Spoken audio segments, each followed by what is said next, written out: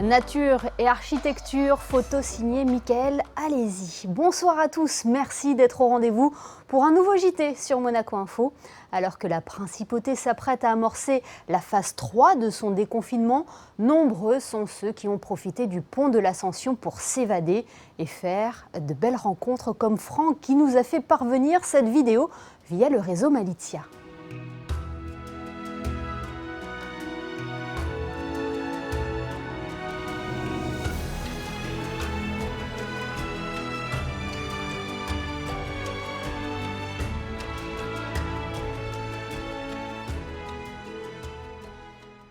La nature reprend ses droits et selon les experts, l'année 2020 va être l'année la plus verte. Diminution des émissions de gaz à effet de serre ou de tout autre type de pollution. Cette période particulière a-t-elle eu un impact positif sur l'environnement? Quels enseignements doit-on en tirer? Est-ce que cela va durer? Nous serons avec la directrice de l'environnement pour en parler, Valérie Davenet. La réouverture partielle des plages, elle se fera le 2 juin à Monaco, mais à Roquebrune-Cap-Martin, elle est effective depuis une semaine. En revanche, pas de bronzette, on parle là de plages dynamiques. Alors quelles sont les règles à respecter? Comment la ville s'est adaptée? Nous ferons le point avec le maire de Roquebrune-Cap-Martin, Patrick Césari. Le e-sport est une discipline qui connaît un nouvel essor depuis quelques années. Et avec le confinement, l'activité s'est développée. La Fédération monégasque de e-sport en a profité pour organiser des tournois en faveur du centre hospitalier Princesse Grace. Et samedi, une course virtuelle rassemblera une dizaine de pilotes, dont Charles et Arthur Leclerc. Louis Ducruet, président de la Fédération monégasque de e-sport, nous en dévoilera les détails. Mais avant cela, le point sur l'info avec vous, Fabien Bonilla. Bonsoir Fabien. Bonsoir Émilie, bonsoir à tous. Nous en avons déjà parlé. Nous allons entrer dans la phase 3 de la levée du confinement dans une dizaine de jours, le 2 juin précisément.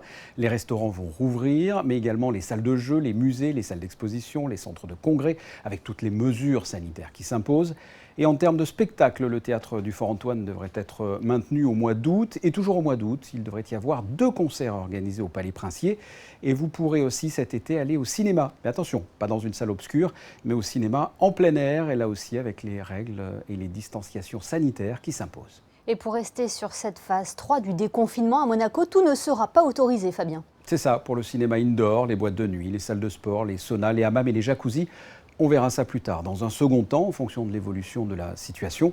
Et pour ce qui est, par exemple, des sports collectifs ou des sports de contact, la DASA, la Direction de l'Action Sanitaire, étudie ça avec chaque fédération ou club sportif pour déterminer les modalités à retenir. Et vous vouliez apporter une précision concernant le solarium.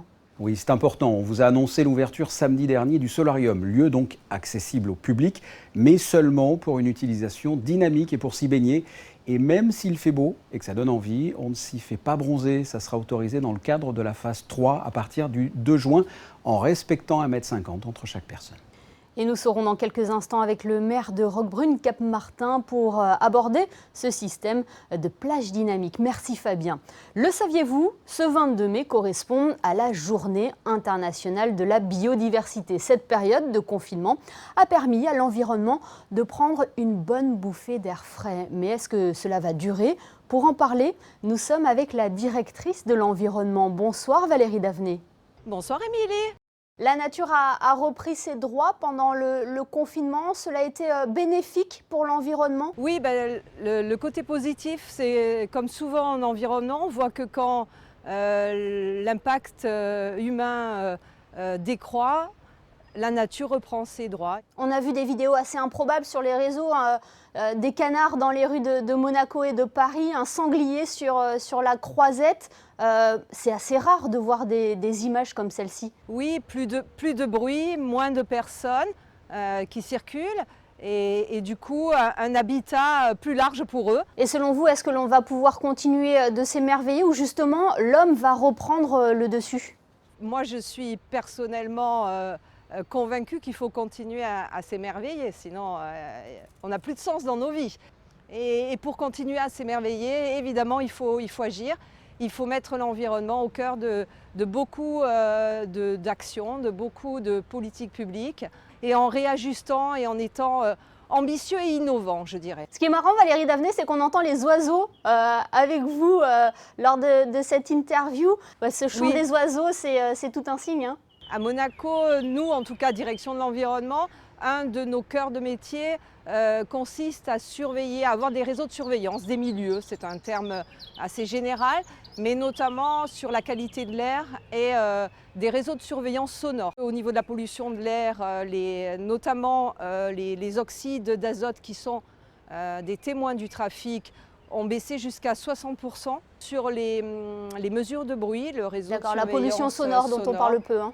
Nous avons sur l'ensemble de nos stations de mesure entre 3,5 et 6 décibels en moyenne de baisse, avec même des baisses plus importantes suivant les périodes. On fait des pourcentages parce que le bruit fluctue au cours de la journée. C'est pour ça que je parle en pourcentage de baisse. À présent, Valérie Davenet, le point noir, même si tout le monde le respecte, ce geste barrière, le port du masque, on voit fleurir un petit peu partout les masques sur les trottoirs. Et là, ça va être, on peut dire, le nouveau fléau de l'environnement. Les masques, il faut les porter, ce sont des mesures sanitaires. Et c'est une très bonne chose. Ce qu'il faut peut-être passer comme message surtout, c'est de les jeter dans les poubelles. C'est les nouveaux cotons-tiges en fait, le masque, c'est le plastique, coton-tige. Les masques, je crois, c'est 450 ans pour disparaître dans la nature. Il faut que les gens comprennent qu'ils font prendre un risque aussi aux autres en les jetant par terre. Alors c'est un peu idiot parce qu'en mettant le masque, ils protègent aussi les autres. Et là, pour le coup, ils font prendre un risque. Et puis effectivement, de toute façon, comme tout déchet, le déchet doit être traité. Soit il peut être recyclé, soit il peut être revalorisé, soit il est détruit. Mais en tout cas, un déchet, de façon générale, masque compris, ça ne doit pas se jeter n'importe où. Faire appel au civisme des gens et poursuivre nos démarches en faveur de l'environnement. Merci beaucoup Valérie Davenet. Merci Émilie. L'environnement dont on a grandement envie de profiter pendant ce long week-end de l'Ascension. Il faut dire que la Principauté est idéalement située entre mer et montagne. Vous êtes nombreux à profiter du littoral depuis jeudi. Roquebrune-Cap-Martin a notamment rouvert plusieurs de ses plages. Mais attention, sous certaines conditions. Nous avons joint le maire de la commune. Bonsoir Patrick Césari. Bonsoir. C'était indispensable pour vous de rendre l'accès à la plage aux usagers ? Bien évidemment. Nous savions que les plages, effectivement, pour les Roquebrunois, ils attendaient effectivement que ces plages réouvrent. Sous quelles conditions ? Eh bien, les conditions, nous allons en parler, des conditions qui sont délicates, difficiles à mettre en œuvre, mais que nous avons mises en œuvre et que nous tâchons, en tout cas, on a mis en place un système de surveillance pour veiller à ce que tout le monde comprenne bien les règles qui s'appliquent dans ce déconfinement progressif et l'accès aux plages enfin retrouvé. On parle de plages dynamiques. Il est donc interdit de poser sa serviette et de faire un bain de soleil. On a maintenant des plages qui sont accessibles, mais sous certaines conditions, qui sont des conditions sérieuses et qu'il faut absolument appliquer. Elles peuvent être des plages de baignade, pour la baignade, des plages où l'on peut avoir plaisir à se promener, des plages où on peut également courir et puis se baigner.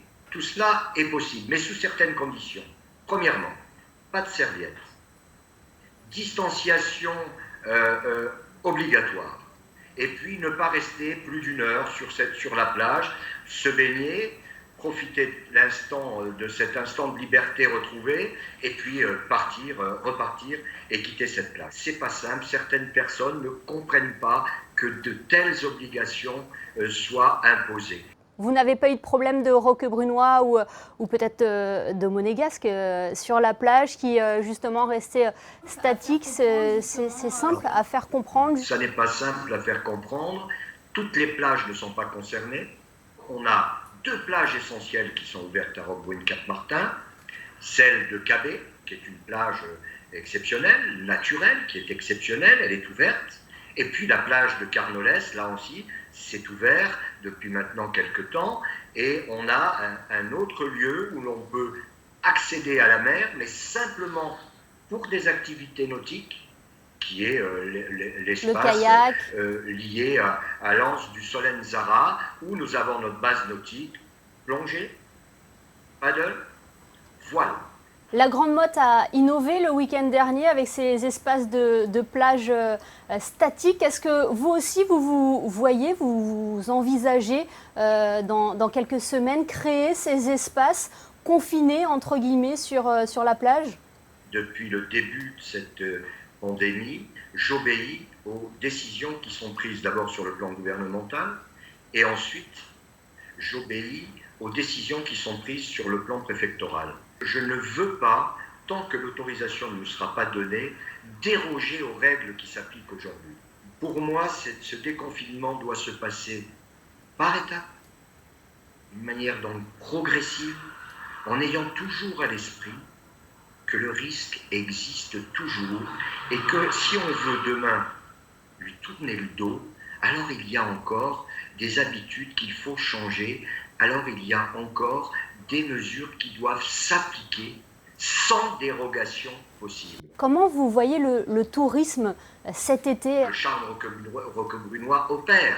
Roquebrune attend quand même de cet été quelque chose de fort. On a besoin de retrouver ce que l'on vit habituellement, même si c'est sous contrainte, mais de voir que Roquebrune est toujours une commune appréciée, où on a plaisir à s'y retrouver. Les services publics de la ville de Roquebrune, dans cette période de crise, m'ont démontré leur capacité à réagir. Et je crois que même pour cette saison, ces mêmes services et celles et ceux qui sont au service de nos touristes et au service de Roquebrunois sauront mettre ce qu'il faut pour que l'accueil soit un accueil à la hauteur des espérances de celles et ceux qui veulent vivre un bel été à Roquebrune-Cap-Martin. Un été confiant donc, mais pour l'instant seulement 2 plages ouvertes à Roquebrune-Cap-Martin et la base nautique pour profiter de loisirs. Merci beaucoup, monsieur le maire. Merci à vous. Le confinement a privé certains des joies de la mer et d'autres d'une pratique du sport régulière. Ils ont été nombreux d'ailleurs à se ruer sur les articles de remise en forme. Christine Datomel, vous avez pu le constater dans cette grande enseigne où le rayon fitness a été pris d'assaut. Oui, effectivement, Émilie, c'est le rayon de la crise. Ici, à Decathlon, les étalages sont vides. Le rayon fitness a été entièrement dévalisé le temps du confinement. Tout à fait, exactement. La première semaine, elle a été vraiment très très intense pour nous. On va dire qu'au bout de 3 jours, plus aucun produit se retrouve dans notre rayon. Étant donné que les salles de sport sont fermées, les gens se sont vraiment rués sur nos rayons. Quel est l'article qui a été le plus prisé ? Alors c'est vraiment tous les produits de remise en forme, disques, de fonte, tout ce qui concerne la musculation et notamment les tapis de sol. Les clients, surtout les utilisateurs sportifs, ont besoin d'être remis au sport rapidement. 2 mois de confinement, c'est très dur pour tout le monde et on l'a bien ressenti dès notre ouverture le 11 mai. Alors, est-ce que vous avez une idée du nombre de tapis de sol vendus ? Oui, comme je vous disais auparavant, on a vendu en moyenne 150 tapis de sol en moins de 3 jours, ce qui est vraiment conséquent. En général, ce sont des ventes que l'on effectue sous 1 mois. Là, on l'a effectué sur 3 jours. Donc pour vous dire quand même l'intensité des clients qui sont venus. Tout ce qui concerne le running et le fitness ont été vraiment dévalisés. Et si la pratique du sport a été un échappatoire pour bon nombre d'entre nous durant le confinement, le sport aujourd'hui est autorisé à l'extérieur et à l'intérieur, mais de manière individuelle. Pour l'heure, les salles de sport restent fermées, Émilie. Merci Christinda pour toutes ces informations. Le sport justement, ou plutôt l'e-sport, est une activité qui ne cesse de se développer, et plus particulièrement lors de la période de confinement. Les 24 heures du Mans ou l'Open de tennis de Madrid se sont réadaptés. À Monaco, la Fédération monégasque de e-sport a profité de cet essor pour organiser des tournois virtuels solidaires. Son président est avec nous. Bonsoir Louis Ducruet. Bonsoir. Vous avez décidé d'organiser une course virtuelle ce samedi 23 mai. Ce n'est pas une date anodine pour vous, hein ? On va essayer de donner quelque chose aux spectateurs qui peut ressembler de près ou de loin à un Grand Prix de Monaco. C'est une course caritative ? Oui, exactement. Oui. On va essayer de faire des levées de fonds pendant la course et puis via les sponsors aussi pour récolter de l'argent pour le CHPG. Alors qui sera sur la ligne de départ samedi ? Alors, plusieurs pilotes qui habitent sur Monaco, mais notamment, on a eu la chance d'avoir Charles Leclerc et son frère Arthur Leclerc, mais aussi un ancien pilote de F1, Maro Engels, et d'autres pilotes qui habitent en Principauté. Comment vous est venue l'idée, Louis, de créer ces courses virtuelles, parce que vous avez organisé d'autres tournois au profit du centre hospitalier Princesse Grace sur différents jeux. Je crois qu'il y a NBA 2K, FIFA aussi. Ouais, et Call of Duty Et aussi, Call of Warzone, qui fait tabac en ce moment, donc on a profité un peu de la dynamique. Et ben, ça c'est venu que justement on avait fait donc des jeux de sport collectif, puis un jeu de tir, et on voulait faire ça aussi sur un jeu de course. En plus, ça tombait bien par rapport à la fin du confinement et le Grand Prix de Monaco. Donc c'était tout plein d'éléments qui ont fait que ça nous a amené à cette idée-là. Le confinement, justement, nous a privés de sport. Est-ce que finalement, l'e-sport, c'est pas le grand gagnant? Ah bah complètement. Les plateformes de streaming de e-sport ont explosé pendant le confinement.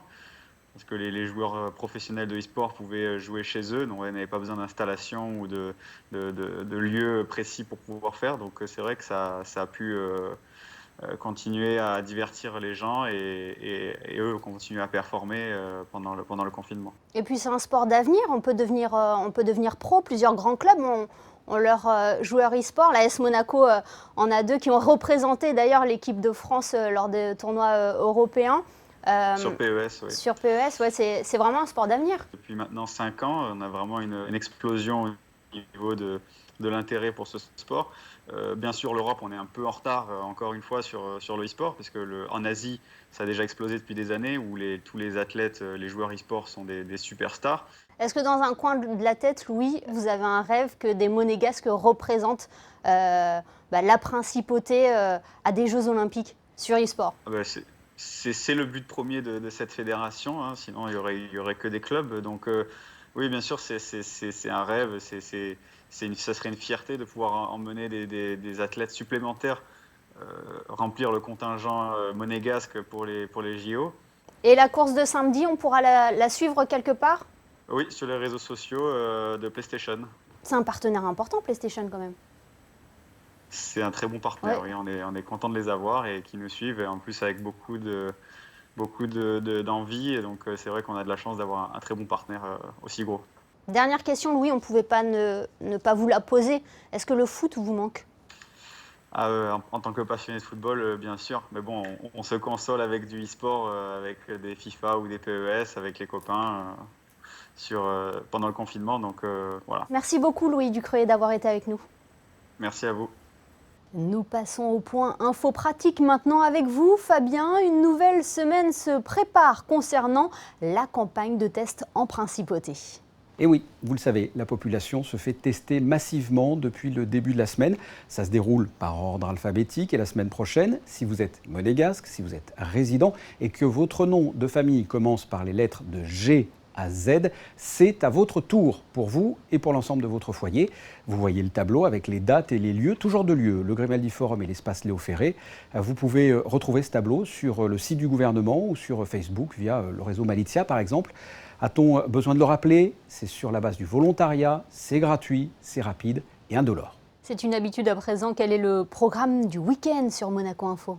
Il y aura plein de choses, que ce soit des lieux à découvrir, des voitures à tester, de la musique, des rencontres. Mais on va quand même extraire 3 programmes concernant ce dimanche. Tout d'abord à 11h, la célébration de la messe à la chapelle de la Visitation. De l'opéra avec les 2 derniers épisodes de la Bohème de Giacomo Puccini, ce dimanche à 17h. Et à l'issue, votre rendez-vous de 19h, la vigie, avec comme invité le président du Conseil de la Couronne et président de l'Automobile Club, Michel Boéry. Un point sur la météo à présent, Fabien. Quel temps va-t-il faire samedi? Eh bien, il fera beau avec une grosse dominante de soleil, malgré parfois quelques petits nuages ça et là. Faites attention, l'ensoleillement est élevé avec un index UV de 9, pensez à la crème solaire. En ce qui concerne les températures, elles sont agréables, comptez de 16 à 23 degrés et la température de l'eau est à 19 degrés. Le soleil se lèvera à 5h57 pour se coucher à 20h58 et ce samedi, nous célébrerons les Didiers, comme le veut le dicton. Si à la Saint-Didier, il y a un soleil orgueilleux, l'été sera joyeux. Alors si le dicton est respecté, l'été s'annonce sous un plein soleil. Merci Fabien et merci à vous de nous être fidèles chaque soir sur Monaco Info. Continuez de nous alimenter en témoignages, en informations, en photos et en vidéos en rejoignant le réseau Malizia. On se quitte avec le best-of des réseaux sociaux. À demain sur Monaco Info.